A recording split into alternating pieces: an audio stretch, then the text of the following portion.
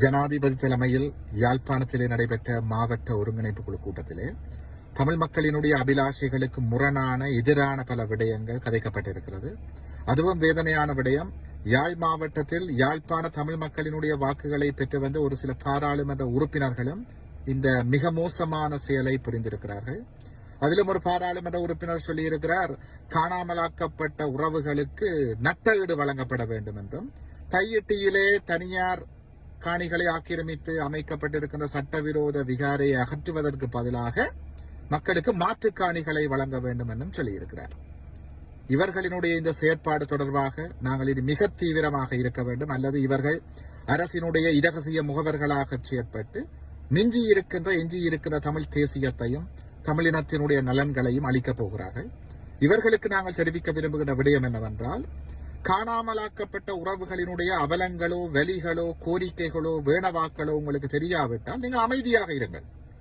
காணாமலாக்கப்பட்டவர்களினுடைய உறவுகளோ சொந்தங்களோ நட்டஈட்டை கேட்கவில்லை, சலுகைகளை எதிர்பார்க்கவில்லை. அவர்கள் எதிர்பார்ப்பது தங்களுடைய உறவுகளுக்கு என்ன நடந்தது, உண்மை கண்டுபிடிக்கப்பட வேண்டும். தங்களுடைய உறவுகள் உயிரோடு இருக்கிறார்களா இல்லையா, உயிரோடு இருந்தால் அவர்கள் உடனடியாக விடுவிக்கப்பட வேண்டும். உயிரோடு இல்லாவிட்டால் அவர்களுக்கு என்ன நடந்தது, அவர்களை காணாமலாக்கியது யார், கொலை செய்தது யார் என்பது கண்டுபிடிக்கப்பட்டு குற்றமளித்தவர்களுக்கு தண்டனை வழங்கப்பட வேண்டும். அதுதான் அந்த உறவுகளினுடைய கோரிக்கையாக இருக்கிறது. தையிட்டியிலே தமிழ் மக்களுக்கு சொந்தமான சட்டவிரோதமாக தமிழ் மக்களுக்கு சொந்தமான காணிகளை ஆக்கிரமித்துத்தான் சட்டவிரோதமாக அங்கே விகாரை கட்டப்பட்டிருக்கிறது. தமிழ் மக்கள் மாற்று காணிகளை கேட்கவில்லை. அந்த உறவுகளோடு நாங்கள் தொடர்பில் தான் இருக்கிறோம். காணிகளினுடைய உரிமையாளர்கள் கேட்பது தமக்கு சொந்தமான காணியிலிருந்து விகாரை அகற்றப்பட்டு தமது காணி தமக்கே வழங்கப்பட வேண்டும்.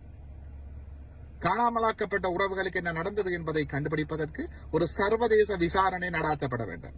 இவைதான் பாதிக்கப்பட்ட மக்களதும் எங்களதும் கோரிக்கைகளாக இருக்கிறது. ஆகவே எங்களுடைய கோரிக்கைகள் தெரியாவிட்டால் நீங்கள் அமைதியாக இருங்கள். அதை விடுத்து இனத்தை காட்டிக் கொடுக்கின்ற கூட்டிக் கொடுக்கின்ற செயற்பாடுகளை தயவு செய்து முன்னெடுக்காதீர்கள். இப்படியானவர்களுக்கு வாக்களித்த நமது மக்கள் கூனி குறுக வேண்டும், வெட்கி தலைகுனிய வேண்டும். மக்கள் இழைக்கின்ற பிழையான முடிவுகள் இனத்தினுடைய தலைவிதியை படுமோசமாக பாதித்துக் கொண்டிருக்கிறது. இனி என்றாலும் இப்படியான வரலாற்று தவறுகளை புரிந்துவிடக் கூடாது என்று நமது மக்களை நாங்கள் வினயமாக வேண்டி நிற்கின்றோம். இப்படியாக தமிழினத்தினுடைய நலன்களுக்கு எதிராக செயற்படுகின்ற பாராளுமன்ற உறுப்பினர்கள் தமது செயற்பாடுகளை நிறுத்திக் கொள்ள வேண்டும், அல்லது இவர்களுக்கு எதிரான செயற்பாடுகளை நாங்கள் தீவிரமாக முன்னெடுக்க வேண்டும், அல்லது இவர்கள் அரசினுடைய இரகசிய முகவர்களாக செயற்பட்டு எஞ்சி இருக்கின்ற எமது தமிழ் தேசியத்தையும் தமிழினத்தினுடைய இருப்பையும் இல்லாமல் செய்து விடுவார்கள்.